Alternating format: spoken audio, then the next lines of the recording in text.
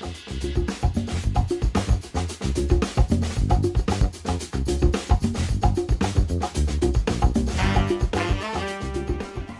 to the Sideline Live podcast. Subscribe for more episodes and follow our social media at the Sideline Live. We'd love to hear from you. On this episode, I'm delighted to be joined by Daniel Warwick. Daniel is an S&C coach and director of training at Vive Fitness Lakeshore in Canada. We had an interesting discussion about high performance versus high performing and his role as an S&C coach with the Underage Irish International basketball squads. Hi Daniel, thanks a million for coming on the podcast. No problem at all, thanks for having me. So can you give a little bit of background for the listeners and who you are and what you do?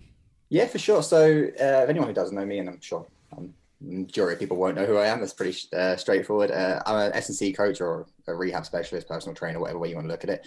I think everyone's kind of a hybrid coach these days anyway. Yeah. I have an MSc in coaching and exercise science, a BSc in LIT, from LIT in strength and conditioning.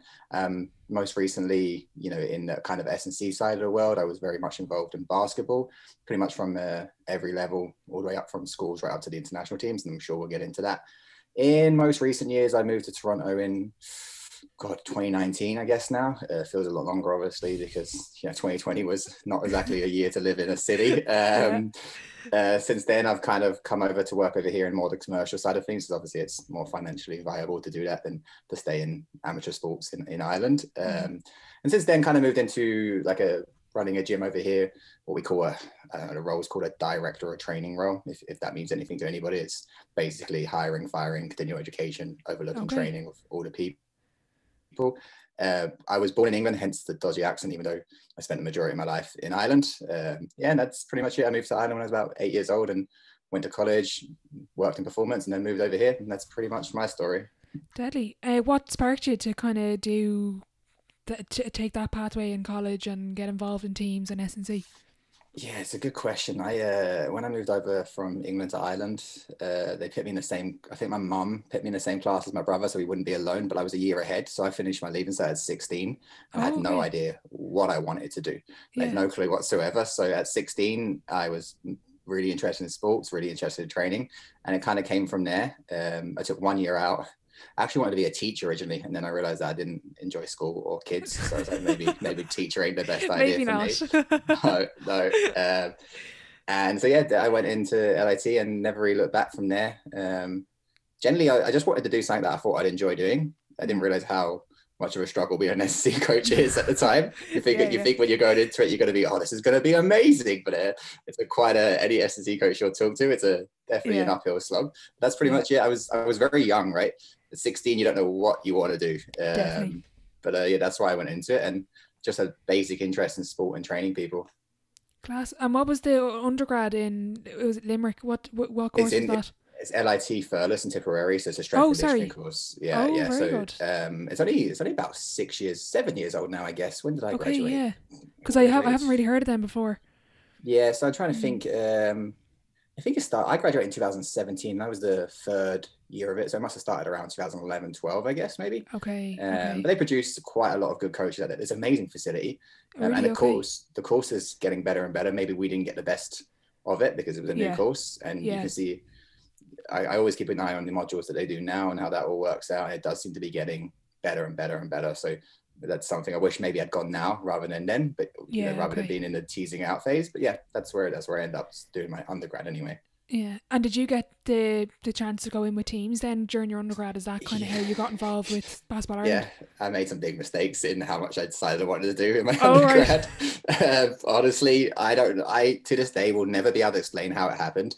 But I went from my third year of my undergrad working with a high school or secondary school, sorry, too long in North America now, a high school basketball team. And then within about a year and a half, I had 2 international women's teams. Oh, right, okay. In my final year of college, and as well as doing my dissertation, and I was drowning. Yeah, I'm not surprised. So I worked in a ton of sports. Yeah, I worked in rugby. Did I work in rugby? No, I didn't work in rugby. Rugby's one of the only ones I didn't work in. I worked with rugby players, but not actually in any team setting. I worked in some Gaelic football, it was okay. I don't think my accent went over crazy well, to be honest. Worked in some athletics, and then we all had placement in our third year of college, so was in a kind of gym setup then, training athletes out of that. But yeah, like Okay. you get a good, you know, there is a lot. That's the best thing about, you know, having amateur sports, is they are looking for coaches that don't cost that much money. So when you're an undergrad, you can get in and get some roles going if you needed to, you know. Definitely. And how did you get involved then with the Basketball Ireland squad? It's a good question, and we'll probably get into, like, you know, what it all means in relation to, I know we're going to talk about performance today, but I started, my old woodwork teacher was a big basketball coach. I really enjoyed it, and it was quite high level. Still to this day, even though it was a school team, one of the highest level coaches I've worked with in how he explains and understands and, you know, relates to the kids he's working with, and that's probably the teacher in him as well, right? So I went and worked with him for a year. Then he got a job as an interregional coach, went and did the interregionals with him. And then I got some work at one of the interregional tournaments, I think 2016, 17, I guess now. I can't remember exactly. Carl Kilbride, who was the head coach of the Irish Under-15 women's team at the time, came over and asked me would I like to interview. Me and my brother's also an S&C coach, so we did that one together. From working with Carl, I ended up working with Maeve Coleman. I don't know if you know who Maeve is. She's a female coach, and she was taking the Irish Under-20 women's team. So I ended up doing that, and yeah, it all kind of rolled over from there. A lot of luck, an awful lot of luck, right place, right time kind of thing. And probably, to be perfectly honest, probably too much too soon. I was 21 years old coaching an Irish Under-20 female basketball team, which obviously isn't ideal. Like I didn't have the experience really I probably needed, but the only way to get experience is by doing those things, right? So exactly, absolutely. So that's how it kind of rolled out. Very good. And what was that like working with your brother then? How'd you find that? Yeah, we're good. It's good. You know You're what? Still on speaking terms. just about. It's funny. He moved to Sydney, and he does pretty much the exact same job I do here in Toronto, but he just does it on the other side of the world. But there is a little bit of it's a little bit beautiful being able to argue with someone and realize that, you know, like you can really hash things out and go, look, it's not going to be the end of the world. It can also definitely not be great either. But, definitely. His girlfriend as well, I should give her a mention. She was part of the team as well. We're actually a pretty, like we're a family of coaches. It seems that way now, I guess. But yeah, no, there's pros and cons to everything, right? But it worked well because we were able to, if we had any disagreements, you know, you can't fall out with your brother forever, right? So it's not the end of the world. And how did you find that first kind of experience working with that under-20 team? Yeah, I found the under-20 team tough, to be honest. Mostly because I didn't have the, you know, you can have the knowledge, you can be in finishing your final year, or you can understand how, you know, physical attributes work and, you know, aerial capacity and all these kind of things. But it's the kind of thinking on your feet that you need more than most, right? It's like you can get away with a lot by faking it till you make it, you know. But we went to Israel, right, for the European Championships, which was a long way from home to go for your first 2 weeks abroad to the kind of a big, like I said, a European Championship. And little things, like I always talk about the example of we were doing anything we can to get the girls recovered day by day. And we had quite good facilities, but we didn't have amazing facilities. And we were using kind of something simple like ice baths in the evening. But because it was like 50 degrees over there, you'd have to run the bath at like 10 a.m. in the morning for the water not to be coming out boiling hot, right? And you couldn't get enough ice to get the water cold. Like, it's all these things that I should have just scrapped it, right? But I pushed through it. It took so much of my time, you know? Oh, God.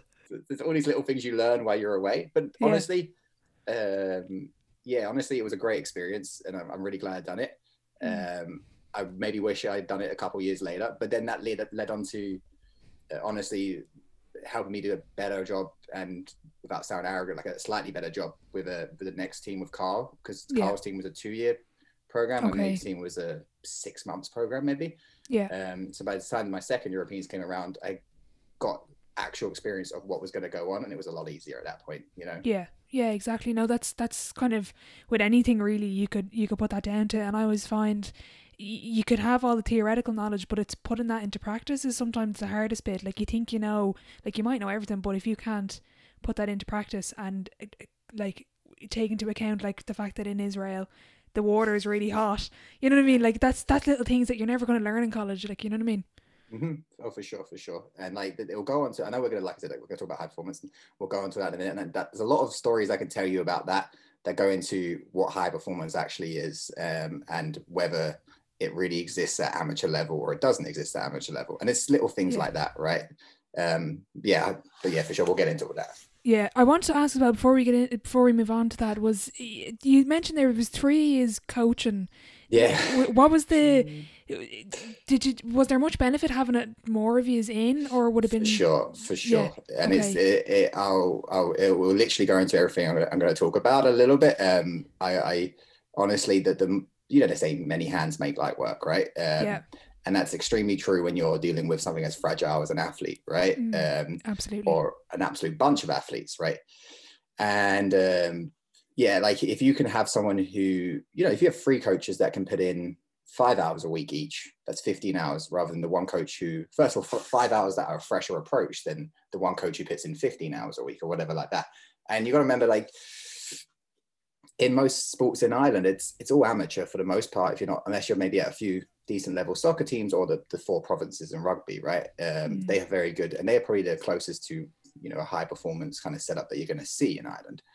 So you have to find ways of at least trying to, achieve that somehow. And men, I think the first day I sat down with Carl, or the first training session, there was, and then we'll get into this again in a minute, but there was 7 or 8, 9, 10 coaches there and 36 athletes. So you're dealing with 36 athletes that all need not maybe the most individual approach at 15 years old, but they also need fresh eyes and people looking over them and understanding what they need to do to progress. Yeah. If that makes sense. Yeah, no, it does. And when we're going to get into that performance bit now, do you have a specific definition of high performance? I do and I don't, right? Okay. Which is literally, I could give you the Oxford Dictionary of a high performance organization, which is just like an organization that achieves results that are exceedingly better than those of its peer group. And they say it's over like a period of time, and they say it's by focusing on a disciplined way and what really matters to that organization. Yeah. Or I could say to you, it's just performing at the highest level, right? It's either or, right? Yeah. But what underpins that is, and what people forget, is that you have to try and develop a high performance culture.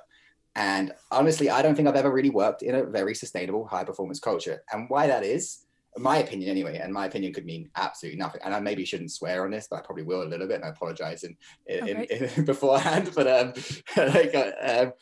like for me, like a high performance instructor is, how can you achieve results for like a cost effective manner, which is sustainable and repeatable at like every level of pathway?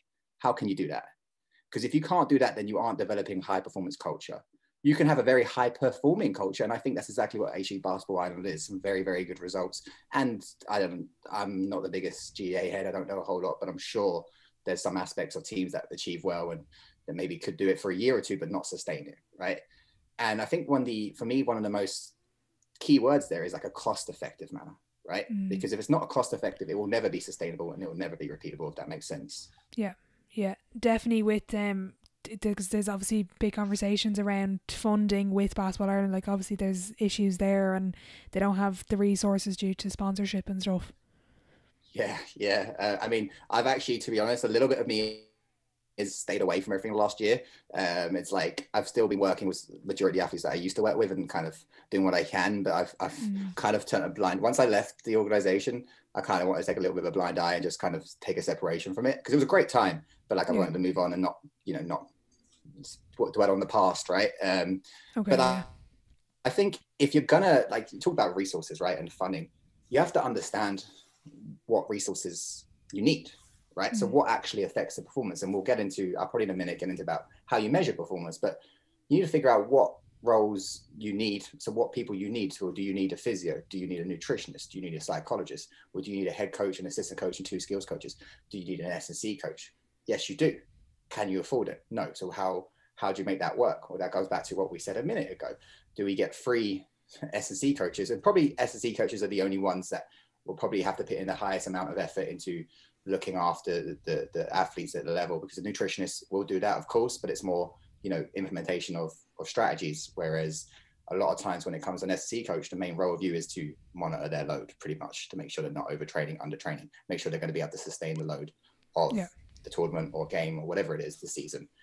So how can you do that, right? So you need to find some kind of way of convincing people, and that's what it really is convincing people to give up a lot of their time for not a lot of their money, and do it year after year and have some kind of structure set up. It's basically putting together a puzzle. I don't know if you've ever seen it as a thing called like the performance puzzle, and it breaks off into all different things. And then you have one slide and it breaks off again into another slide, and then more pieces. And it ends up with just a circle and like, you know, say 40 pieces coming out of it. It's solving that puzzle, right? It's putting that back together. Yeah. Now, can you do that with no money? Probably not, right? Honestly. So then you go to what is high performance versus high performing. Does that make sense? So that's why I say there's maybe you can have your Oxford Dictionary definition of it, but maybe it doesn't really exist in some of the sports that we watch in Ireland, if that makes sense. Okay. Yeah, no, it does. And how do you, like, you obviously need the resources to cultivate high performance, but how do you, when you potentially don't have those resources, how do you bring that to the players and get that buy-in? Because you could have a team that are sitting in front of you that want nothing to do with this, and you could have all the resources in the world, but that doesn't matter because you don't have the buy-in. Yeah, you beg, borrow, and steal for buy-in. That's what I always say. I like that, and you know, it's always the 1/3 rule. Like, I've never been in a team where every single player has wanted to be part of it. I've never been in a team where every single player hasn't wanted to be a part of it. You always have a third that are very keenly interested. You always have a third that will be, yeah, fuck it, I'll do it. And a third that, like, you know, you have to really work hard on. And a thing is, like, I mean, every coach I talk to, it's very similar. Like, they always, you know, an athlete doesn't care how much you know until they know how much you care, right? And that might be, you might have more time to develop the relationships with athletes as they grow up in underage levels than you maybe do at a senior level. But you still have to take that approach as, well, if I'm asking you to do all this for me, the least I can do is put in equal, if not more effort. But they might not always see that, right? So it's a fine line. It takes time. You know, you can come in and knock the socks off people with intelligence, but if you could be the smartest person, do that presentation at the start of the season, everyone's like, this is amazing. But then if you're not getting back to them when they're emailing you, and you're not providing their programs on time, or you're not giving them feedback on what they need feedback on, then you lose. They're like, well, this guy doesn't really give a shit, you know? And that's, buy-in is the number one thing in any aspect of anything, right? And that's, you know, like I said, if they know how much you care, then it's going to be a lot easier for you to get buy-in, for sure. Definitely. And what's that you mentioned there, the first session? What, like, if you kind of mentioned maybe a presentation, what do you do in that first session with your athletes? Like, in terms of the S&C, do you kind of show them the plan of what we're going to do and then what we're going to measure? It really depends on the team you're with, right? Okay. So I can give you examples. So Gaelic senior teams that come in, and the head coach wants you to lay out a season, and I only ever program about 4 weeks at a time anyway. But to be honest, life comes at you fast when you're an athlete. So you can plan out everything, and you can have a nice, what they call like a periodized plan. That's all these different colors, and you might never look at it again, right? Yeah, absolutely. But yeah, so I can only really go to what I've done, right? I mean, so when usually the first session on the Irish under, I'd say 15s, I guess it was 2017 or whatever like that. Carl brought all the parents into the room because he understood that the parents' buy-in was as important as the kids, right, at that age. And every aspect of the team, so the physio, nutritionist, S&C, head coach, skills coach, got up and did a little talk about what we were going to be requiring from not only the athletes, but from the players. Now, did we go into detail of block, block, block? No. But I have done that too. I've gone into teams. Let me think. I think the Gaelic football team, I guess, was the best one, and laid out the presentation of what I wanted week by week by week. And they're both different approaches. But once again, it just comes back to trying to gain an understanding on how to get buy-in, and showing that you are willing to put in the effort if they're willing to put in the effort, if that makes sense. Yeah, no, it does. And I suppose, how do you, like, when you're doing, because I listened to that episode with Carl, and you were saying the testing. What are you testing for with the athletes? Is that just measuring their strength levels and their movement, or? So that's a really good question, because once again you're gonna hate me, but it depends, right? It depends. Everything depends. If I could, it shouldn't have said S&C coach for my degree. It should have said it depends. But yeah, like, we would measure what we thought. We would do a battery of tests, right? We would measure what we thought was needed to improve the athlete's physical attributes. Now, does that mean that actually improve their performance? Probably not, right? Okay. But we want to set certain standards for them, whether it be aerobically, whether it be with a power output, whether it be a strength test, whether it be, so a really good example of this is, there's a thing called a functional movement screen, which is a movement-based test, and everyone loves it, hates it, whatever you want to do with it. Everyone says it can, they used to be able to think, oh, I can predict injury and all this, and then no, it can't, right? It generally can't. But we can predict if someone's going to slam into you, like right, exactly, right, but I still use aspects of that because I'm taking an under 15 team that needs to learn how. So one of them's an overhead squat, right? One of them's an inline lunge, one of them's some kind of hip hinge or whatever, right? Yeah, I think I've actually done one of them before, actually. So I know what you're saying. Yeah. And people can lie to you. Like, you can lie to coaches and be like, if you don't get better at this test, then you're going to get injured. Or I can say, well, we're doing this test because I only see you as an Irish athlete every 6 weeks, maybe every month, right? Yeah. So I need to make sure, first of all, it's a good indication to me that you're doing your programming and that you're learning how to move better, because we all know that strength levels can help in decreasing injury risk. Can it prevent injuries? Nothing can prevent an injury. But if you're teaching them the basic movement patterns that they need at an early age, it's only going to stand to them over time as they get older. And I think I did a podcast on high performance. I think it actually might have been with my brother, to be honest. And we talked about, well, why were we testing? And this is what we used to do whenever we would pick the test we would do. Well, if we're trying to develop some kind of high performing infrastructure and culture, then we need to, first of all, look like what's it going to look like for them in the future, right? It has to be some kind of long-term planning. So what do they need to be able to do? Well, they need to be able to sprint. So we need to measure their sprint speeds. We need to be able to understand how aerobically fit they need to, first of all, to perform at the level that we need them to perform at. But long term, if you're going to take, and this is a big thing, go back to comparing it to, and I'm spiraling, going back and forth a little bit, comparing it to my under 20 team that I took. None of them had ever really done fitness testing before, right? At that level. So we're coming at the very basic level of under 15s, teaching them how to test. So what do I think are the tests that we use? And now there's a big report I've done, and it lays out exactly why we did every test, and you can go into detail, and that's just my opinion on it. A counter movement jump, a squat jump leading up to a reactive strength index. What we never did was like actual strength testing or anything like that, because we didn't have the facilities, and it wasn't sustainable and it wasn't repeatable. So if it's not, I tested, I think maybe 10 to 15 different courts and 15 halls over the years I worked at Basketball Island. Never really the same one twice. I think the only one that I ever did twice maybe St. David's out on Artane, because that's where Colester played or trained, and that's where we had access to with Carl.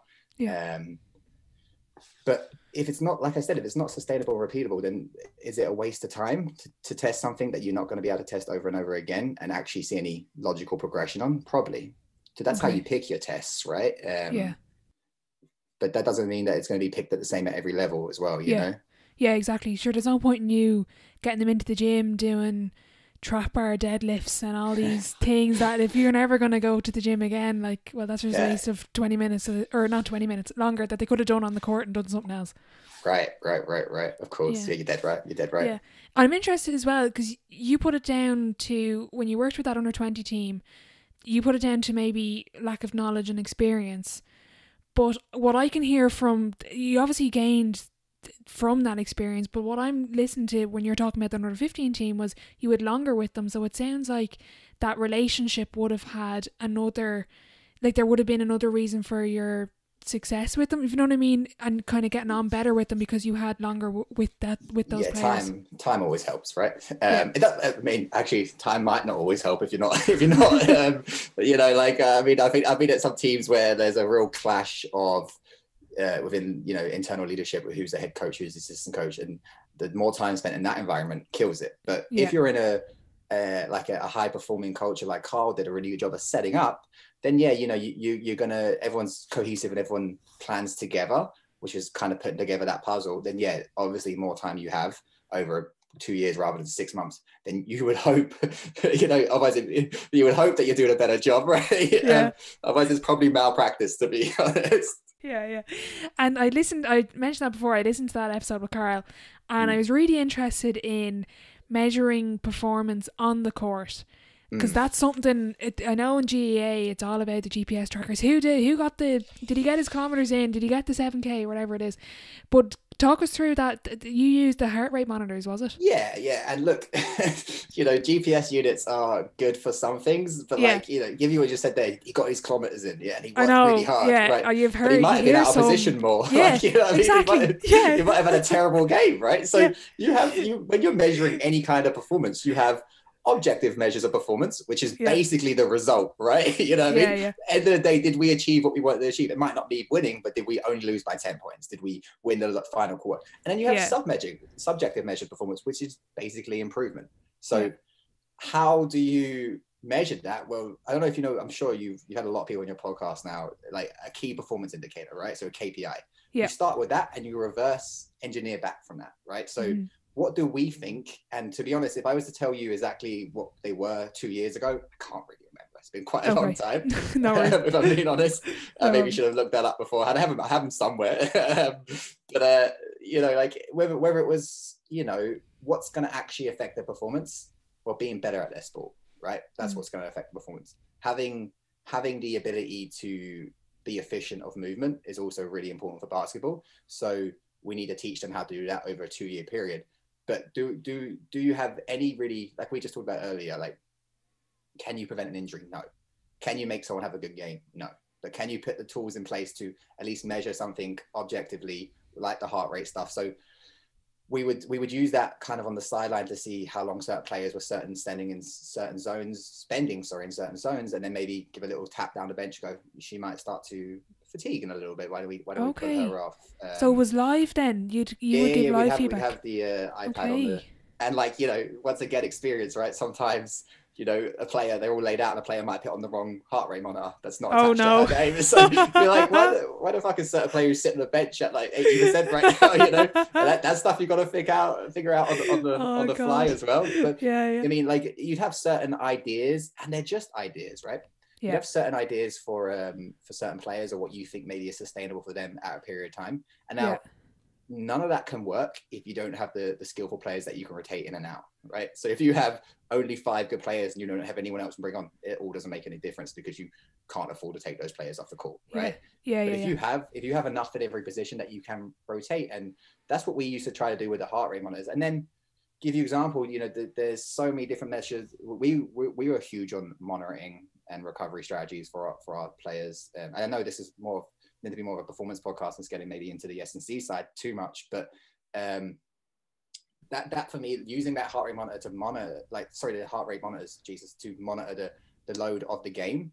So we have them subjectively, figure out how hard it was out of 10, how they're feeling, and they go see the physio and get some subjective data for that, but also how many minutes they spend in certain zones. And that can also be discredited in research or credited, but it's just giving me more information that I can then, this person needs a certain recovery strategy the next day, rather than this person maybe actually can lave off. So who gets in the normal tech boots first? How can you do that? Who had the highest score? Who played? And it nearly always correlates with how hard they found it out of 10 and who played the most minutes. But then you can at least back it up with some kind of internal physiological response of their heart, right? And do they, sorry to interrupt, did they score it out of 10? Was that what you were saying there? So they would score their how hard the game was out of 10 for themselves after every game. Like a little form kind of thing, was it? Yeah. And the forms kind of go out the window at some point. You start asking questions and write it down in your hand. What we would do is we would weigh our players pre and post game. Okay, right.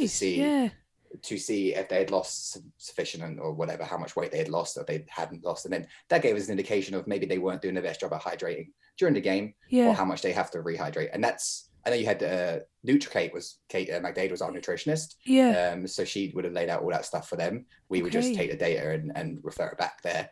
I think Kate was one of your first guests, right? I think. Yeah, she was. She was the first guest, second episode. But that's really interesting. Did you ever hear of now there was a lot of people thinking it was absolute spoof, but they did that for LeBron or something, but he was heavier after the game or something ridiculous. I don't know what you think the body of that. reacts it in loads of ways, right? You know, I've seen that quite a bit in players be heavier when they're just constantly sipping and maybe not the game's a little bit easier for them, I don't like you got to take into consideration, you want them to weigh in their kit pre and post, right? But it could be completely drenched in sweat. Exactly. Round, right. So, if that's also another aspect of it.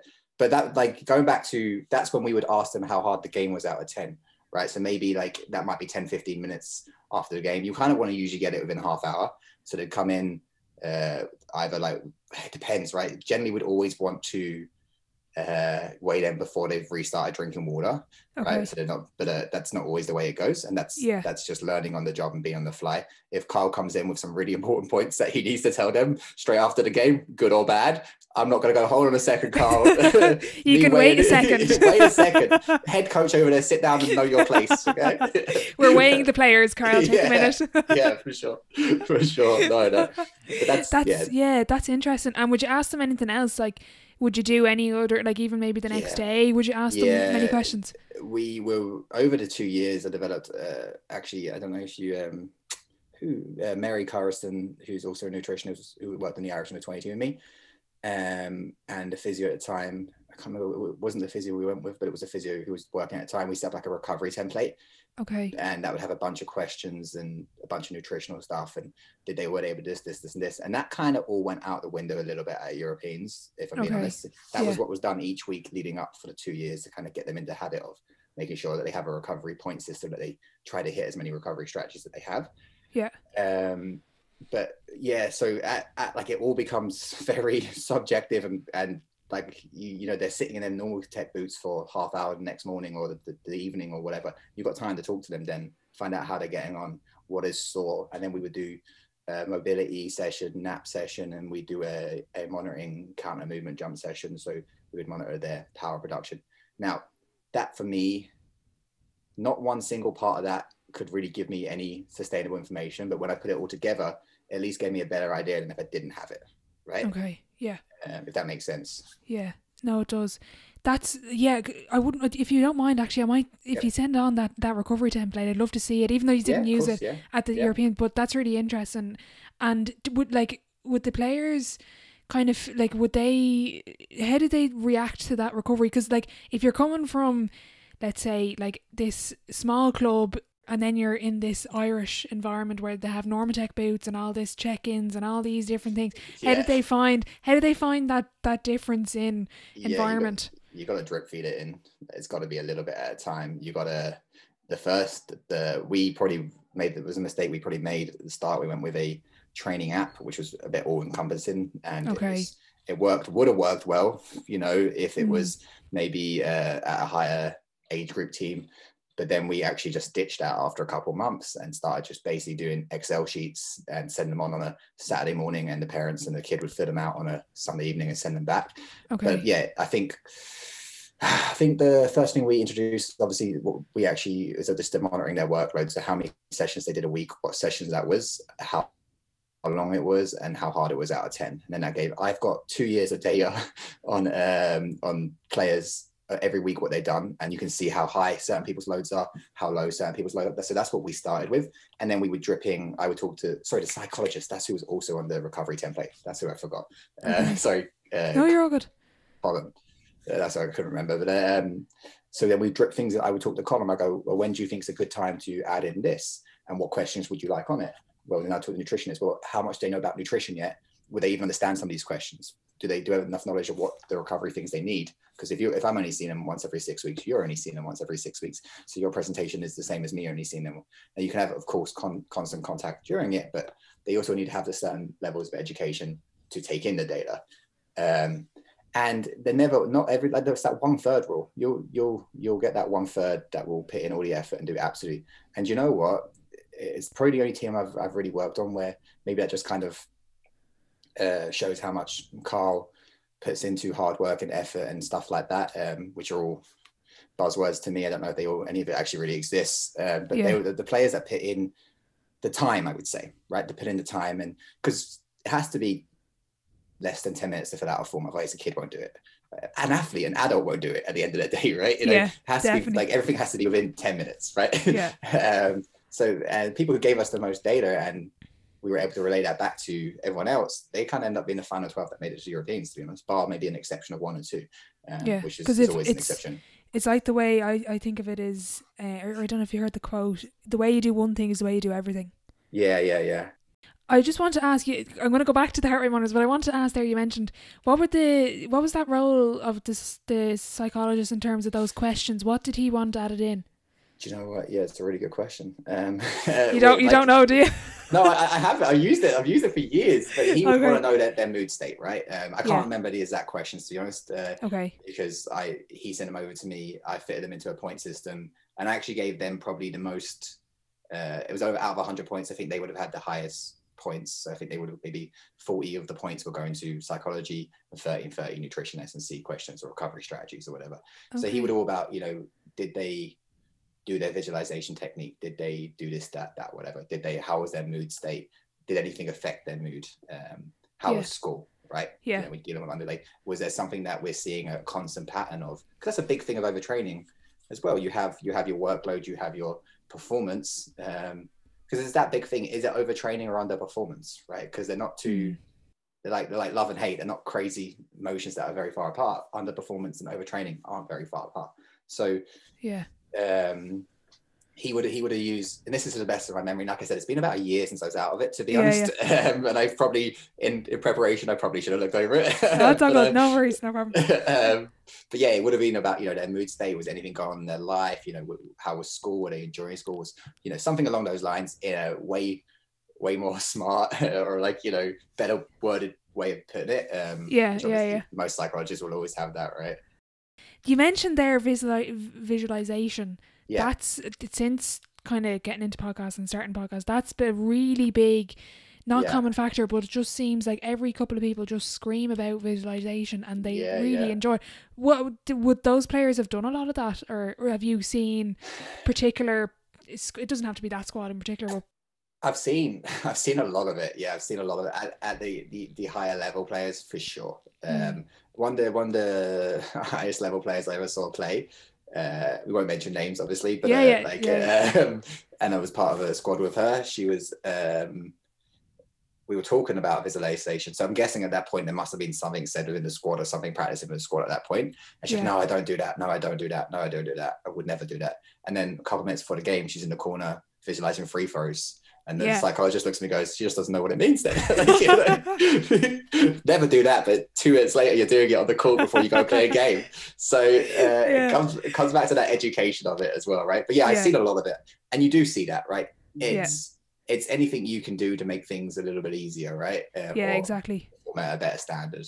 Yeah. And would they have used, I know she was, that particular player you mentioned, she would have been just sitting down, probably eyes closed, doing whatever, listening to music. Because I don't know if you've read Toughness by Jay Billis, it's really good. But he mentioned Steve Kerr, and two things he did was, when he was taking a free throw really early on in his career, he was in Houston and he hit a really good shot that was bang on the money, couldn't have done anything better.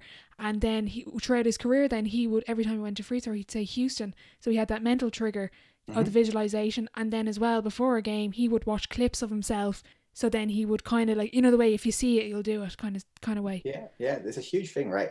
I mean, I remember we did a lot of sports psychology in my master's degree, which was a coaching science and exercise one, which was very much based a lot more on psychology and stuff like that. We did a lot of things that went straight over my head, if I'm being perfectly honest. But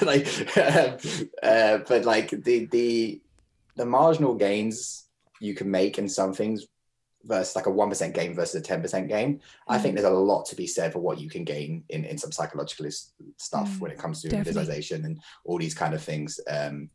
And we'll probably I'm going to talk a bit about that in a minute anyway, but they're finding ways of improving your performance at the least cost to your body is also a really good way of looking at it. I like that. It doesn't take a whole lot. I mean, everyone's different, but it doesn't take a whole lot of energy for you to visualize something, rather than having to do that extra bit of aerobic capacity work or alactic work or something like that, Yeah, exactly. I wanted to ask about the heart rate monitor, because I remember you had it must have been that squad, it was with Carl, and you were mentioning that there was a particular player that maybe wasn't performing to the level, and the kind of, because you had the data, you could sit down with the player, but look, let's say it's me, look, Orla, you're not really pushing yourself, you're not really giving it your all, what's going on? Yeah, I know exactly who you're talking about. Once again, I doubt we mentioned names, because I doubt. No, you didn't. Yeah, I wasn't even sure which squad it was. Yeah, it was definitely, yeah, would have definitely, and Andrew Gill, it might have been with Andrew Gill as well. I don't know if you listened It to the could have been. podcast. Yeah, I Yeah, because did. he was part of that squad I too. could be mixing Yeah. some of the episodes up. Yeah. If I can't remember it, there's no hope you can remember it, what podcast it is. But yeah, you're right. It makes conversations easier when you have data, right? And it's so subjective, even though it's objective data. You just know this player over a period of time. I'd been on multiple all across the world with this player. I'd seen her perform she was a post and very aggressive post. And when she's aggressive and plays at that slightly higher heart rate because she's working harder, she plays better. Right. Yeah. And that doesn't necessarily mean it's going to happen every single time. But I think I could be getting the games mixed up, but I think the first game, excellent. And we had a very high heart rate score, you know, in the times that she was on the court, we're really working hard, you know, being aggressive, putting herself out there, doing the things she needs to do. And then 2 bad games.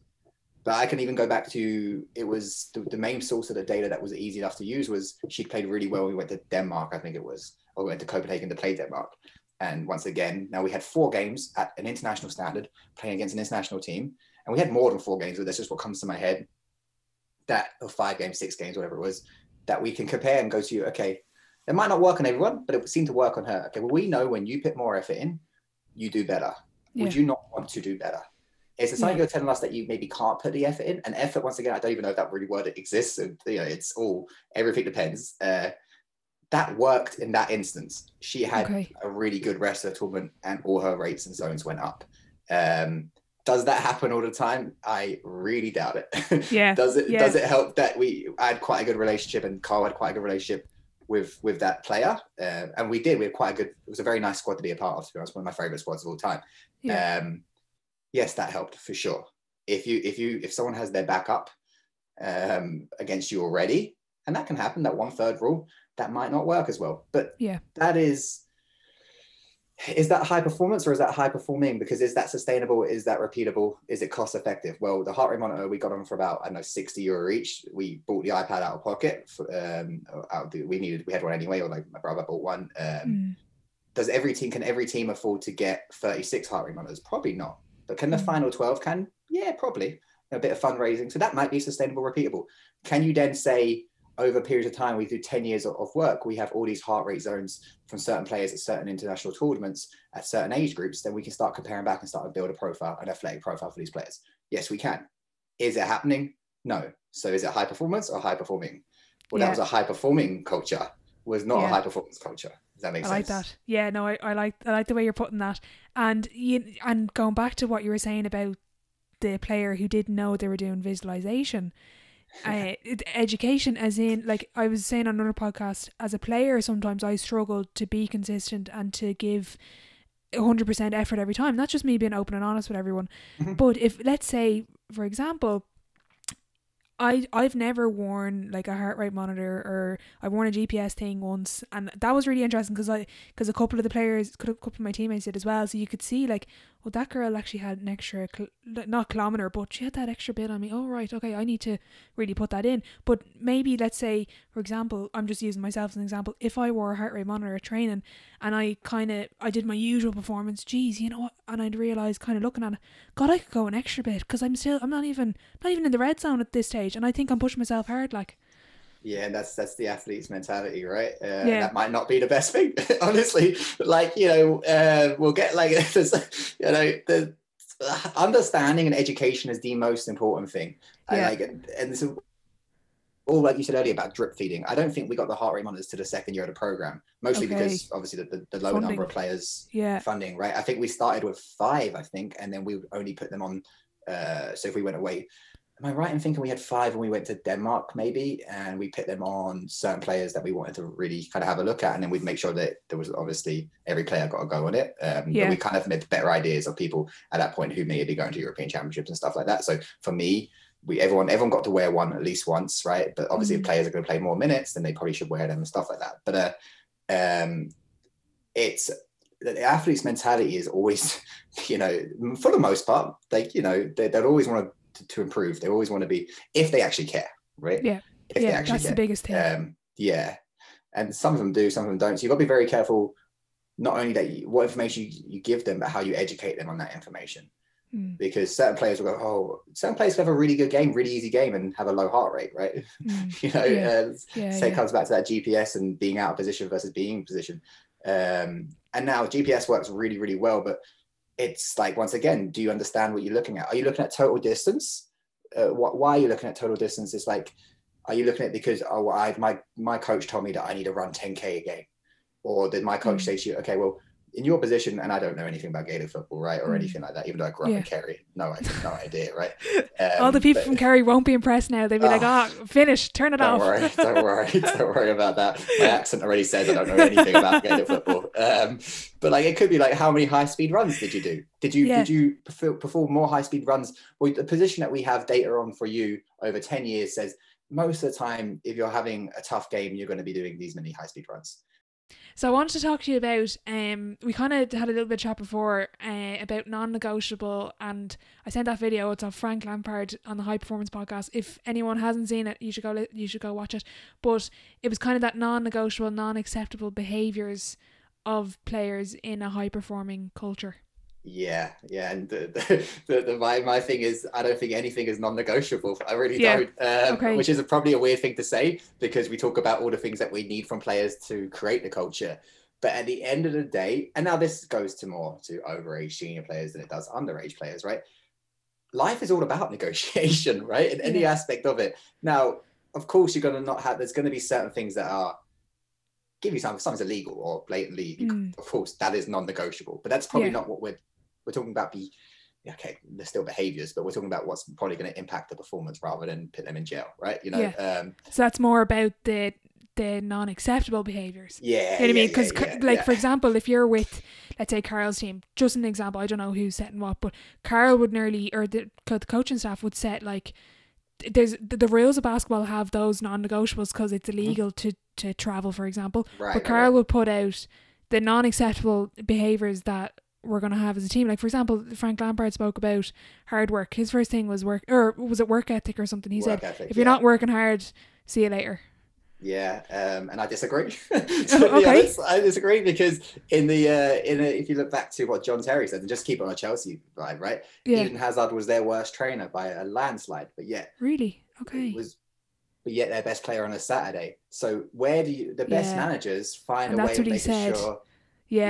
That's what he said. Sorry to cut across. But he was saying you kind of have to balance having, like, let's say, like, his thing was like, don't be late to training. But if your man shows up 10 minutes late, but you're playing in a final on Saturday, you can't be like, look, we're not playing you because you were 10 minutes late to training, and then you throw the match. Like, so now you're negotiated, right? Yeah, exactly. so it's no longer a non-negotiable behavior. Like, if somebody is an absolute arsehole on a Friday evening and like, everyone's been in teams where people argue and stuff like that, and maybe people cross the line.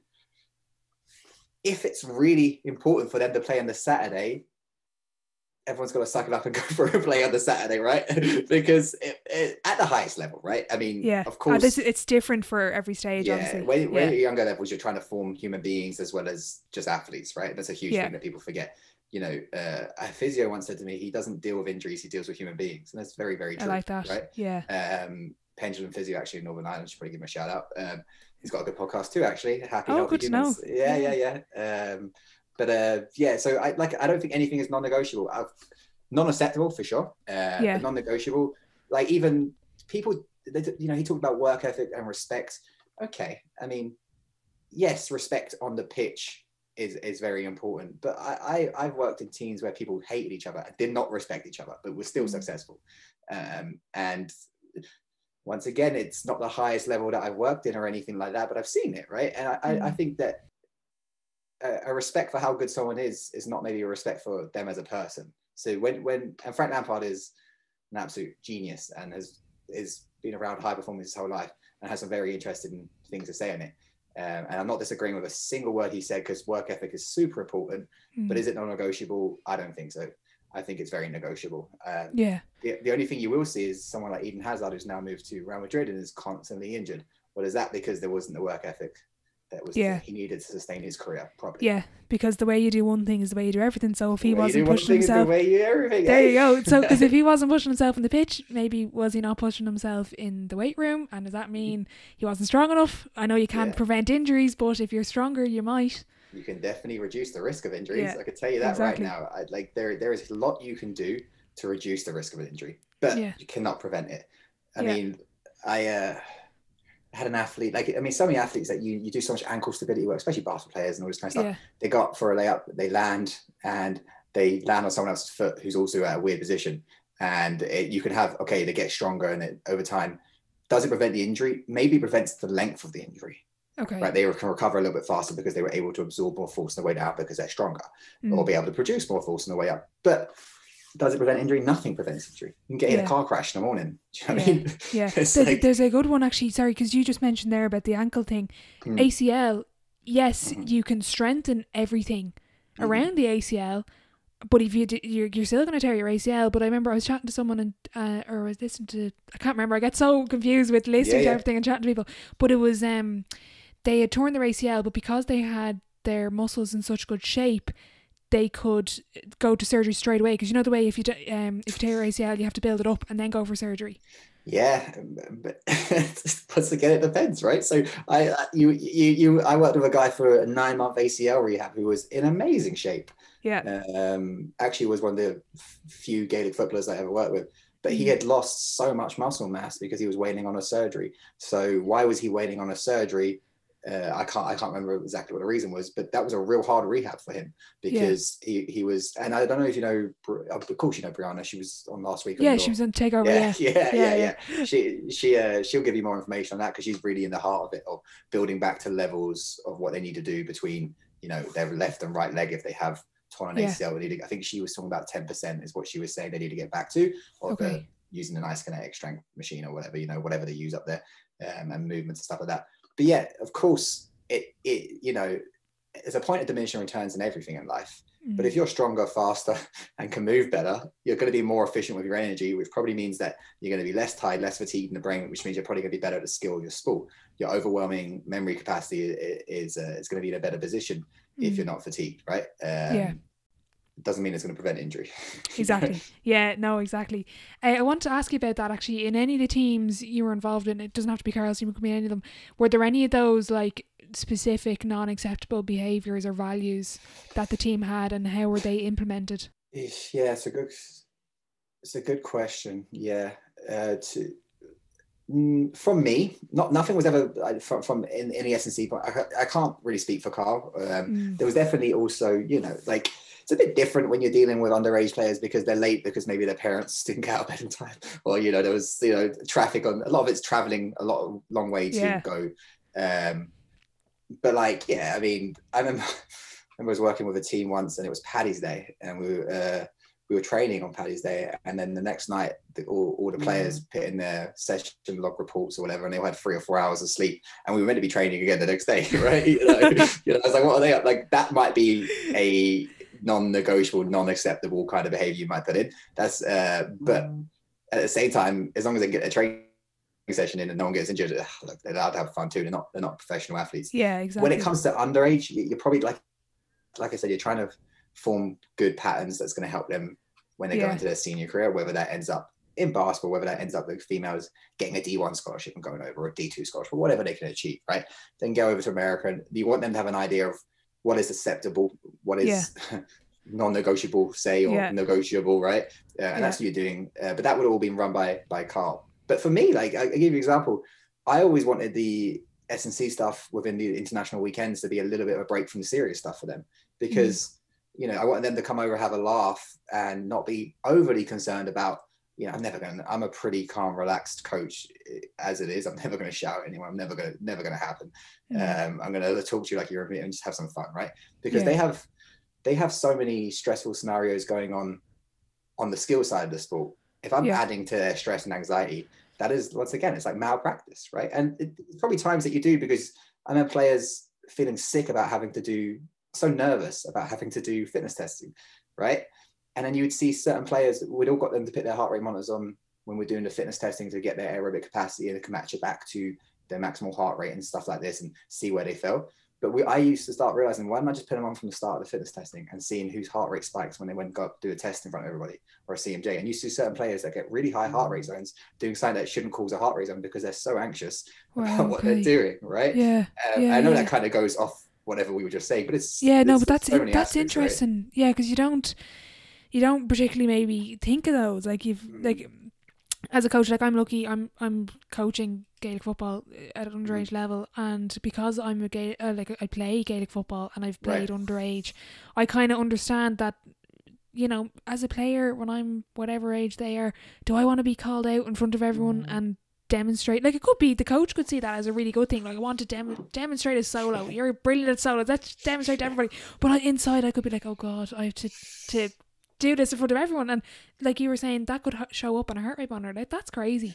Yeah. And like, you know, anxiety is a real thing, right? Anxiety is a real thing. You know, like people, you know, I always give an example. People go, oh, I took 2 weeks off from running and then I felt so unfit. And I go, no, you're not unfit. You didn't lose all your aerobic capacity in 2 weeks. You're like, oh shit, I haven't run in 2 weeks. I'm like, oh, what am I doing? I can't do this. So this is horrible. And your heart rate spikes. And then that's why you're a little bit more tired, right? I always wish, there's one thing I always wish I could see. I don't know if you remember, I think it was 2016, Mo Farah fell over during his either 10,000 or 5,000 meter race that he won gold in. And I would love to see how he controlled that heart rate, because he did like a full roly-poly and got back up again. And it was towards the end of the race. And I think that must have spiked his heart rate. And when you're talking about the finest lines of heart rate training and, you know, a 10,000 meter or 5,000 meter, that's going to be them, right? That's something I'd always wish I'd seen. But yeah, it all has its place. Right. Yeah, well, he's a good guest to get on your podcast. Maybe one day. Yeah. No, that's interesting. And talking about kind of players and that kind of, you can't really measure maybe the psychological side sometimes. In your experience, would have been much worry about injury with certain players, or would that just tend to be with the players that have been injured before? So yeah, I think the number one, you hit the nail on the head. The number one thing for re-injury is, you know, for injury is re-injury, right? Usually, right? And that's why the first things we ever done, and there's so many things that you could talk about it all day, right? But there's so many things that go into it. Psychologically, yeah, I think so. But also there's both sides to that. I think there's certain players at certain age groups, at senior right down to underage, that don't mind being injured on the big events because there's no pressure on them anymore. Or, you know, if we're doing a 3-day international camp, you might see a player start to look at it on a Saturday evening. And I'm not saying that this actually happened, but obviously I'm not saying this actually happened, but it could have happened, right? In quotation marks, right? You don't know, right? You can't measure that psychologically. But some of them would rather sit out the game against each other in front of all their parents, maybe on a Sunday evening, right? Because they don't want to be shown up. And they can not. I don't think everything's psychological, right? Everything's subjective. But they can lean on that crutch a little bit if someone's had an ACL, and some players are the complete opposite. And that comes down to literally, like you said, you can't really measure psychological stuff. If you could, you'd make a lot of money, I think. You would. People do try it, but I don't know. I don't even think you could really measure effort, to be honest. So I don't know. How did those players that kind of get over that, like, and just, like, I'm thinking of, you won't know her, but there's an example of a Gaelic footballer and she came back better than she was before. Okay. How do this, like, I'm sure you might know of someone in a different sport that's done that. How do they combat that, and how do they go out and not have that little voice in the back of their head, oh, don't do that because you're going to do your ACL again, you know what I mean? Yeah. Some people take it as time lost as the biggest motivator, right? And some people go, I can, and, you know, end of the day, if you have a solid rehab and you have good people around you and you have enough data, that will ease your anxiety, or it could boost your anxiety, you know. But if you have no information, say I know a girl, I don't know her personally, actually, an ex-girlfriend of mine was a soccer player, and she was telling me about this girl who tore her ACL on the left leg, tore her ACL on the right leg, and then tore her ACL again on the left leg. I think I know who you're talking about. She plays for Ireland. This girl's in America. So never mind. But there's a girl who plays for Ireland that has a very similar story to that. But And the one thing I found interesting was, like, the first thing you think of is like, oh, shit rehab, right? Definitely shit rehab. But then this girl's mum was a physical physio and athletic therapist for a really high level team in America. So I'm assuming the rehab was at least of a decent standard. Decent enough. Like yeah, you'd hope so, right? It's like, you know, not giving a shit about your kids, right? But and I could be also misremembering that story a little bit. It's been a long time, but it always stood with me. Like, you can just reduce the risk of injury. That's all you can do. And if you can get the players educated through, you know, having a decent sports psychologist who deals with those kind of issues with them, once again, completely out of my realm, to be honest, that's got to be done at every stage. And I think I actually asked Brianna about this when she was on my podcast. I had a similar question that you just did. I have seen players come back stronger, for sure. I have. I've seen some really, really, really. I've seen players who I would have maybe, and this is a terrible thing to say, but like flaky psychologically, you know, I mean, that can happen. Everyone has their stages. Get stronger from it and become better players. Because you mature.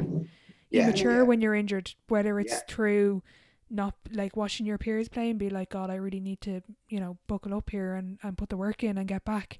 But what was it? You've seen those players come back stronger. How did they come back stronger? What did they do? There's a few things. Obviously, that, like we said, their rehab's really important. Their commitment to rehab, their understanding of the time they've now lost in relation to what they need to do to try to get back. But a big thing that people don't talk about is when you're on the sidelines a lot, right? You probably get almost a completely different perspective of the game. You do. Right? If you're a high level player, like, and you hear what the coach is trying to implement, but you're also seeing why it's not happening because you're not very singular minded. You see the team. So whether that's, you know, that's what probably makes the biggest difference, I think. I mean, you know, I can remember sitting with a girl who had a slight Achilles issue. I think, once again, can't remember what tournament. There's been so many. But she said, I never understood. One of the things, it's always stood with me. I never understood what my coach was trying to say until I was out. And she was telling me, I heard her say it to someone else, go, oh, that's what she meant. Do you know what I mean? Yeah. And, you know, exactly. No, I know what you're saying. As I was saying, because I'm coaching, but injury is kind of, when you're a player, you kind of have this like tunnel vision. When you're injured, it's kind of, you can start to look maybe in the side mirrors, but when you're coaching, like if you look at it as a car, you can see out the front, you can see the side mirrors, and you can see the rear view mirror. You can see everything. You've nearly got a full 360 view.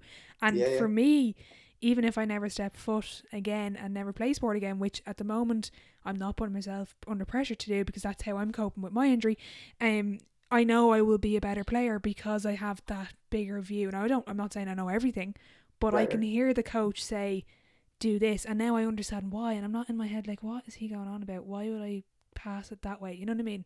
Yeah, no, it's so true. And like I said, it all comes back to having the right people around you, right? So a decent sports psychologist, a decent rehab guy, but none of that makes as much of a difference, you know, to actually being really good at your sport, right? And being exceptional and having a deeper understanding of your sport. And I think that might be, we all get caught up in the nitty gritty of trying to do everything when you have like marginal gains versus maximal gains, right? And something like that could have a way bigger impact than all the rehab. Of course, they have to get back on the pitch. Of course, they have to get back on the court. Of course, but for the most part, that will happen. You know, if they're at a decent standard, they'll get the rehab they deserve, right? Not everywhere, but for the most part, I think there's a lot to be said for getting a better understanding of the game from a different perspective and being able to take coaching cues on during a game in high tense, high pressurized environments that are going to make you a better player for sure. Yeah, definitely. I agree with you there. I want to ask a little bit about the S&C. We've touched on a bit of it. As a nation, or I don't want to be specific to basketball, are we behind in S&C? How are we kind of, I know you said your brother works in Australia. You know, they always say, like, obviously the professionals know, like, they have the top current stuff, and by the time the likes of me get it, it's old. It's they're already moved on to the next thing. Where is Ireland in that sort of S&C spot? Yeah, do you know what? It's miles better. Even from when I always give the example of when I started out on my college degree, it was almost impossible to get a foam roller.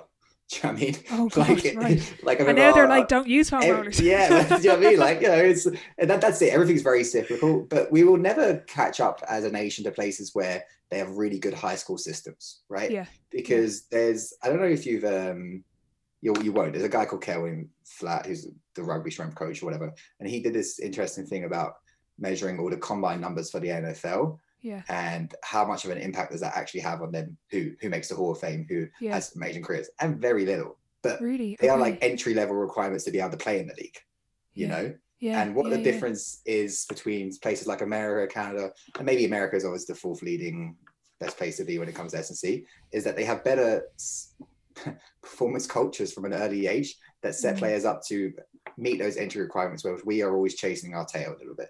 Now, I haven't done a whole lot of work or have a whole lot of idea of what goes on in the four provinces in Ireland and rugby, but that would be the closest to it for sure.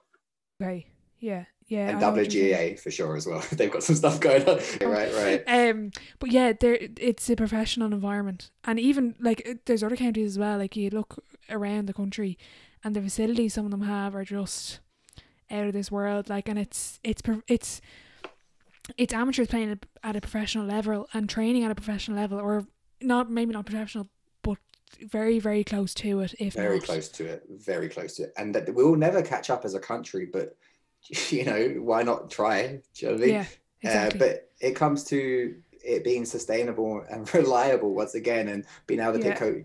I remember when I took a job in just before I was coming to Canada, so maybe late 2018.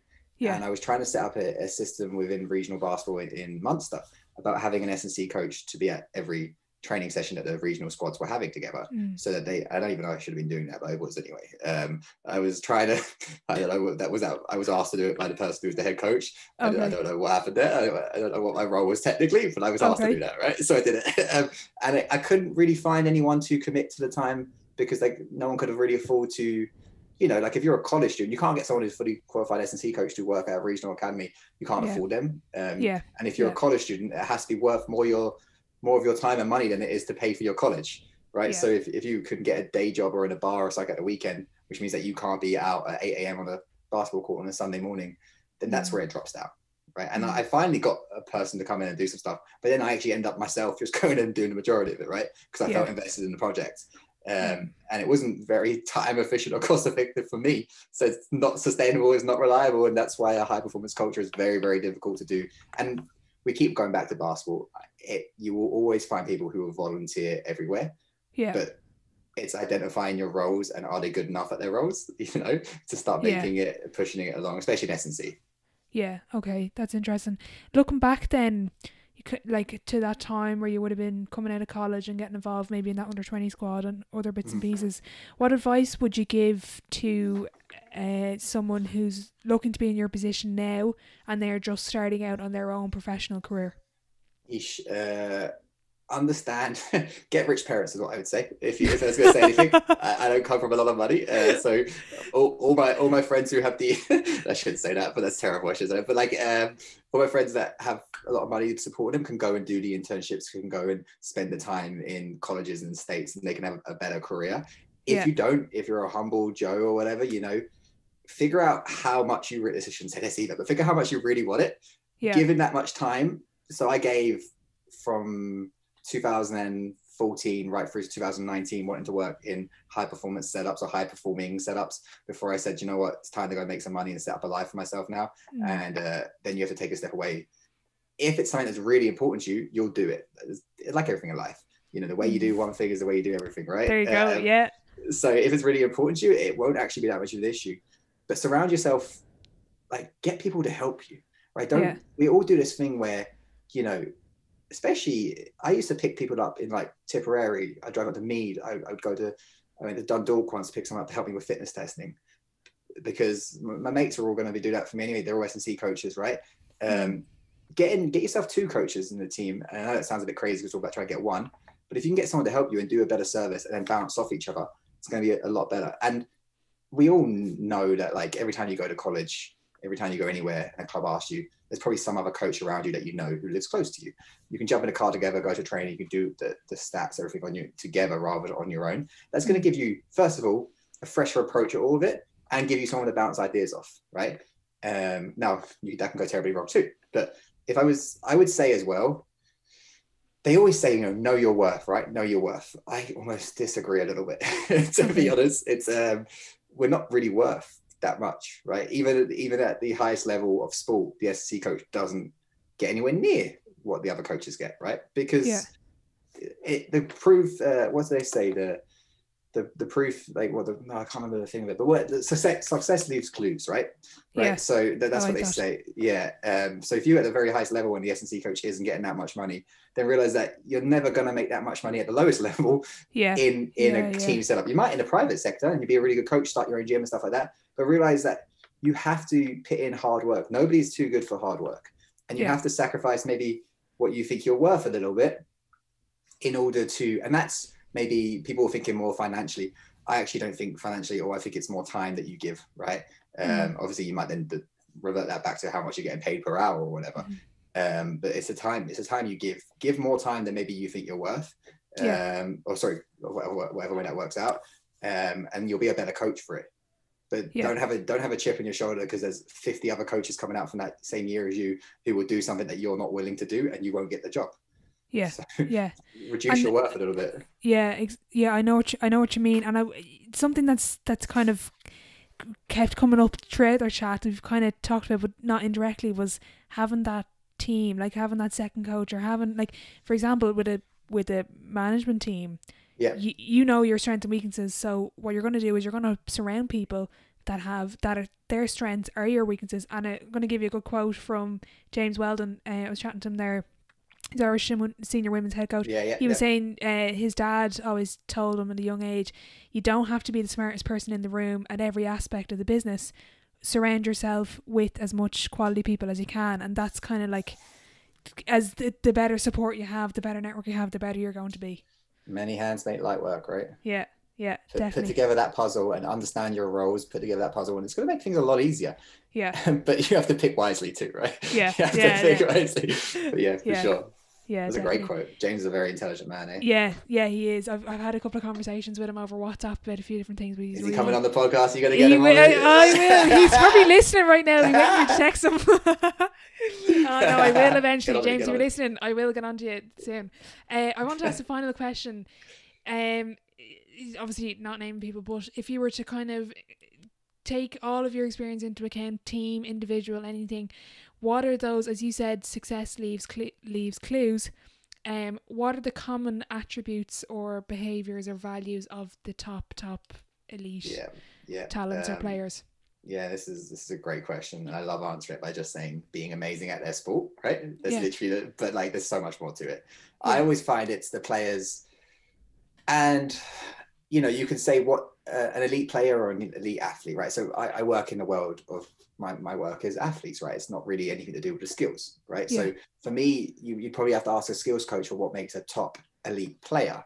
What makes a top elite athlete for me is the players that kind of, running that fine line between being extremely athletic, but also durable and able to tolerate load, right? So they can move faster, they can change direction really fast, they can produce forces, also jump high, but they can also sustain that over a period of time and not get injured.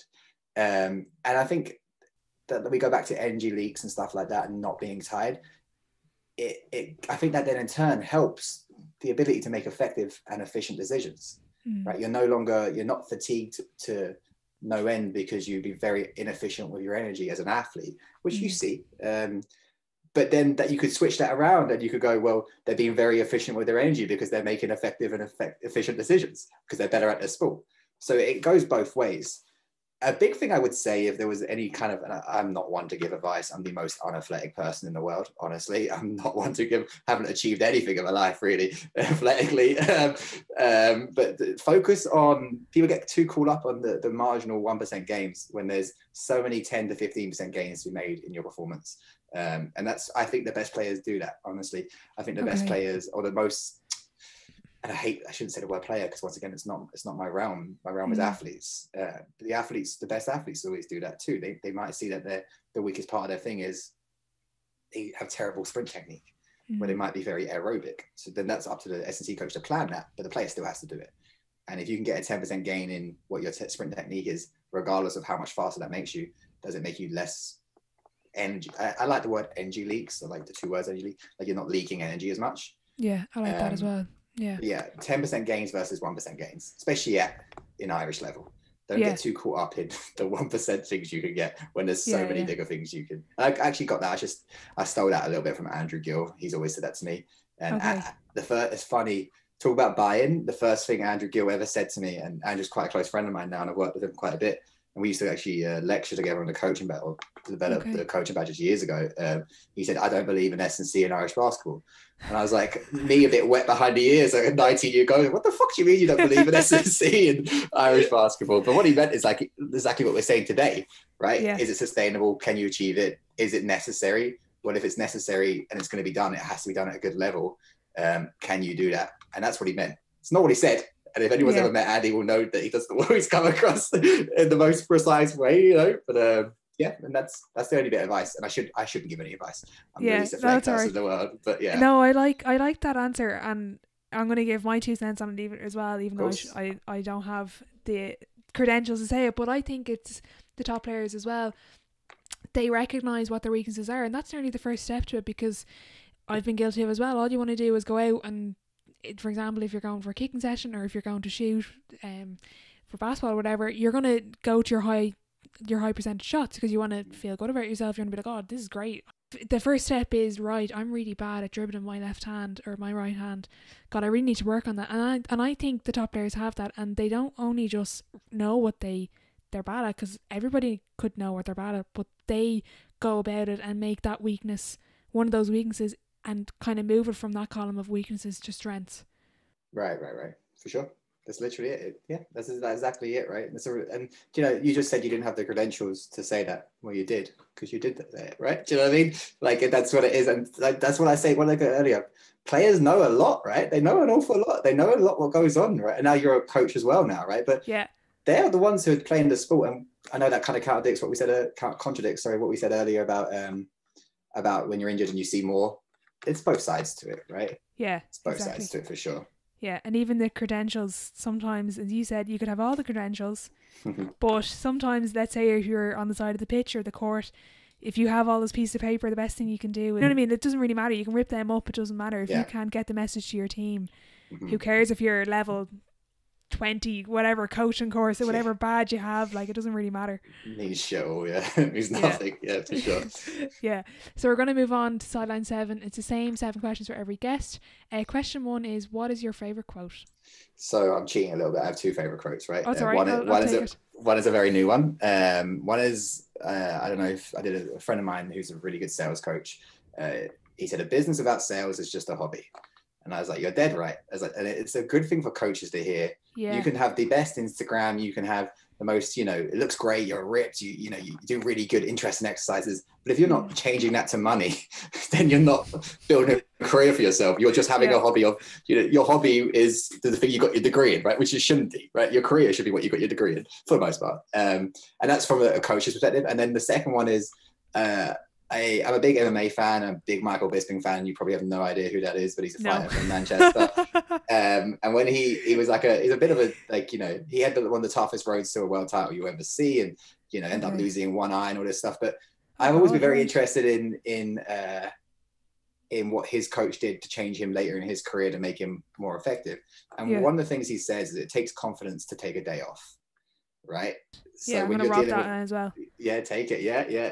It's really important because it encompasses everything, right? In any aspect of life. But for a player, you have to have some confidence to be able to take that rest day. We talked about earlier, players only generally want to overwork.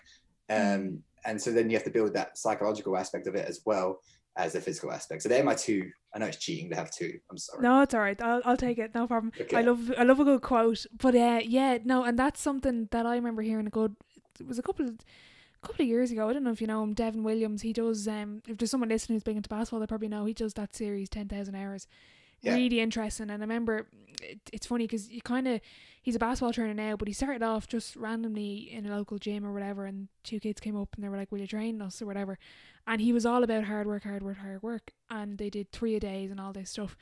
And he then he said it himself, like he's developed and learned and loads of stuff, but he had it up, I think it was a story or video, and it doesn't matter, and he was saying sometimes working hard is having a rest day and doing your icing and doing your different things and doing your journaling and not being up doing 3 a days at running hills and running yourself ragged. For sure. Yeah, it's so true. There's so many players and so many people. Look at I hate to use Tiger as an example of what he was doing to himself with his marine training and the effect it's had on his career. And obviously, the effect of the car crash on him had him 2 weeks. So it's probably way more dramatic, right? But there is players that, it takes confidence to take a day off for sure. Yeah, I like that one. Question 2, best sporting event you've been to? Yeah, so growing up, I'm a Millwall football club fan. I don't know if you know Millwall. They're a second division team in England. No. Anyone who's ever known anything about hooliganism will know about Millwall. And I'm obviously an English soccer fan. So hasn't been a whole lot of sporting events that I've been to that have been amazing. And I'll go back to, I was very young, I was only 9 years old at the time. And I went to the FA Cup semi-final. It was on in Old Trafford at the time because Wembley was being rebuilt and we played Sunderland. And I don't know if you know anything about soccer, but I know a little bit about that. Yeah, Tim Cahill scored for Millwall. He went on to play for Everton and have every record in the book as an Australian soccer player. And it's the only time, that's probably just says more to my choice of teams that I support. That is the only really positive event that I've ever been to. So it was an easy enough choice, to be honest. And then we went on to get smashed by Man United 3-0 in the final. And it was one of them coming out. It was short-lived. Cristiano Ronaldo's first season. And I was like, it's not great. That's great. Good. No, that's good. Biggest setback or challenge so far in your career? It's got to be COVID. It's got really right, yeah. Because everything else is minute in the fact of the world shutting down and you can't work. You know what I mean? Like, especially we were hitting really good momentum with our business over here just before it all happened, and I had just been promoted into the role that I'm in now, which was it was a nice thing to be part of, and things were going well. Closes down, and then the reopening and reclosing of gyms and facilities and stuff like that is one of the most stressful times of my life. I swear to God. Like, the amount of work that goes in to keep something open. And then I remember there was one time here in November, they let us open for 1 week and then shut us down again when the cases didn't even move. So it was like, they just were trying to do something. And I remember the amount of work that me and the owner of the business put into getting, you think about it, 2,000 members at our facility, right? Each one of them have a different payment date you now need to move. 90 something training clients, whatever, all have payment dates. The amount of work and talking to people and all this kind of stuff for 5 days. We hired new staff because they had to be supervised, and they shut us down. They opened us on the Monday, shut us on the Friday. It's like, I'd say it's almost like a challenge. I think challenge is the wrong word because we have no real control over it. It's a setback. Right. The challenge will be when we finally get to reopen consistently. So I would say it's more of a setback than an actual challenge, if that makes sense. Yeah, no, I like the way you put that. That was interesting. Out of interest, actually, I don't really know what's been going on in Canada. I know with Ireland, it's sort of similar. Like, they're opening and shutting now. It wasn't within 5 days that they were opening and shutting. But talk us through the timeline of the gyms over there. What have they been kind of saying to you? Or since March, really, what have the openings kind of been like? So we closed on March 17th, which was or 16th, whatever it was, the same as everyone around the world last year. We then reopened on August 4th. So that was a 5-month stint. Then reclosed us on October 10th. Reclose it, and I know these off the top of my head, right? We do some paperwork about it, right? And we were allowed to do some one-on-one training for a little bit, like just PT or like just rehab stuff. And then they opened us, I think it was November 11th, and closed us on November 16th, and we've been closed since. Now we have a physiotherapy department with me and a guy actually from Galway. I should give him a shout out, James. James, because we both have master's degrees, we can do some physiotherapy work over here and be involved in that world. So it's kind of we're doing that right now, but that is all we can do. Literally, there's nothing else, and no end in sight right now. So kind of on the flip side, then a bit more positive. Your biggest achievement on or off? I have court written, but I don't know, like for S&C outside the gym, maybe. I saw that. Right? Yeah. Do you know what? I think achievements are a really weird thing, right? I don't know if that's like always being involved in sport. Like, an achievement would be winning European championships or winning whatever, because that's actually, you're achieving something, right? In my head, and I may be super pessimistic and super self-critical, right? but I definitely am, to be fair. But like, I'm proud of like certain things in my career, but I don't necessarily see them as achievements. And as I said earlier, I'm physically useless, right? So but the stuff like I think achievements, like I said, I think they're weird. The stuff that I'm proud of, I was very happy to be coaching 2 Irish Underage age female teams at 21 years of age, right? Was I ready to do it? Probably not, but I was glad I was doing it. I'm excited about the podcast that I run. I'm glad that gets traction and people like that. But achievements, I once won a silver medal playing soccer for LIT in my final year of college. That's probably the highest I ever got. We'll put that one down. But I'm interested to hear, I like the way you kind of said achievement there. And do you have a particular definition of success then? Oh, because it's no, I do not. No. I think success is relative, right? Like I do not, and that you could talk. People use different things to intrinsically motivate themselves, right? I don't really even think too much extrinsic motivation exists. I think it's all inside your own brain, whether you want to do something or not do something, right? So for me, success would only be probably when I'm looking back in 25 years time. But then that's just talking about me, right? I mean, if you are saying what was that season successful, well, what was your key performance indicators, or what was your objectives at the start of it? Did you meet them? That's the definition of success in that kind of sporting world. But for me, but that's just because I live in a world of athletic development, which isn't as black and white as winning and losing a game, right? I know what you mean. Maybe that's what we like to tell ourselves, you know? Yeah, that's it. Would it be different now? Like, for example, if I had James Weldon on, he could give me, like, I don't know what he's going to say, but he could maybe give a more definitive answer because, well, I don't know what he does, but, like, you know what I mean? Because he's a coach, there's more winning and losing with a team rather than developing them in terms of S&C and stuff. Looking back, what advice would you give your 18-year-old self? I probably wouldn't, in relation to my career, probably nothing. Probably just do whatever you do, because at 18 I didn't know anything anyway, and I was just but what I would say was I would just party more at college. I'd have more fun, and I party. Anyone who knows me knows I partied an awful lot, to be honest. But like, I mean, I would go back and enjoy it, because now that I'm getting older and I'm only 25, but like, you know, partying is changing a little bit. I miss all my mates, and there's no parties with COVID anyway. No parties with COVID, I'll tell you that. Jesus. And then fake it until you make it, right? I think one of my lecturers said that to me when I was about 20 years old, when I was starting to get somewhere in traction in basketball. He said, fake it. Like, if you don't know, act the bravado and don't let them know you don't know, but then be willing to have the chat with them in private, right? Or whatever. I would say just be, it's easy to say that though, right? It's easy to say, have more confidence in the way you do things, but you only gain that confidence from doing those things and learning from them. So, you know, advice to party more. That's the only advice I give to my 18. Party more. That's a good one. That's going to look really good when I do the show notes for this. Just party more. Yeah, of course. Yeah. Dream dinner guest and why? So this was the hardest one I had, right? Because a dinner guest, I don't know, right? Okay. I actually don't know. What I would like to do is, and this is a terrible lead on from the party more, I would like to meet someone like Paul Gascoigne, George Best, Diego Maradona, and go on a 3-day bender with them and find out what people are actually like. Do you know what I mean? Like, rather than sitting there with like an after dinner speaker prepped kind of guy who's going to give you a little bit of I want to go out, I want to have some fun, I want to see what people are actually like and find out some real stories. Okay. So if I was going to pick one of them, obviously I'm English, so I'd have to go Gaza, and probably not the best person to be associating yourself with, right? Yeah. But that's why I've gone.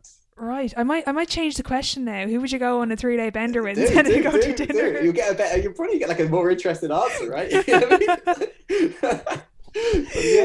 God. It's like the one that I struggle with the most. It's like, I don't know if I want to sit down and have a dinner with someone who's probably not going to tell me all the truth anyway, right? And that's my cynical mindset. But if we go out and have some beers and have some fun and, you know, get one of these loose cannons. So I'm always interested about the best players who can go against the grain, right? Can party, can do it all, and still George Best, Paul Gascoigne. Now, it doesn't last, but I'm always interested in what it was like in those years, right? Okay.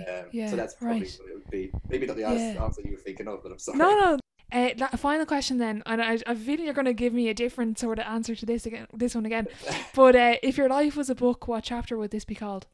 Yeah, I had to ask a couple of friends about this. It stumps everybody. I'm considering nearly getting rid of it because nobody has an answer. It's great. No, it's a great question. I have a lot of friends who work in film and stuff over here, because Toronto's quite a big film place, and I was asking them, and they were, do you know what someone gave me a really, really good, and once again, you asked me the question, I asked someone else, so is it my answer? I don't know. But avoiding stagnation, right? The whole world is standing still, and I'm trying so hard to not stand still with it. So that's the way I would look at it, right? It's like, try to set myself aside and do something that's at least positive and productive in this time when it's very hard to, if that makes sense. Yeah, definitely. The podcast is a great example. I have to say, I might rob that for my title, because I'm avoiding stagnation because I'm doing a podcast. You know what I mean? Exactly, I'm learning, right. well, I'm trying to learn from different people. Try to. Well, that's my whole podcast. No, I more meant. No, I didn't mean for you. I just meant, I don't know if people are giving me great learnings, but I don't know if I'm taking it in. You know what I mean? Right. But no, that's a good answer. I like that. And I have to say, I didn't come up with that question, so full credit to the podcast I stole it from, because it wasn't mine. So you can take it as well if you want. Yeah, for sure, will. Oh, but look, Daniel, thank you so much for your time. Jeez, we're going on an hour and 40 minutes here. No, that's no problem. Yeah, thank you so much, and I'll be sure to link everything in the description, your podcast, your page, and perfect. Yeah, just thanks for coming on. Of course, thank you so much for having me. We'll flip it around soon. We'll get you on my one, and we'll really go into depths about, take you out of the host seat and fit you in the hot seat. We'll see. We'll see. We were chatting about that the other day. You're putting me under pressure now. We said I mentioned it, right? Of course. Oh, well, look, yeah, Daniel, look, thank you so much, and we'll definitely keep in touch. No problem. Look after yourself, all right? A massive thank you to Daniel for coming on today. There will be links to his social media and his podcast in the description box below. Let me know over on Instagram your definition of high performance and who you would like to hear from. If you are listening on Apple Podcasts and you did enjoy the episode, be sure to leave a rating and a review. If you're interested in starting up your own podcast, be sure to get in touch with the Primal Productions team over on Instagram @PrimalPro.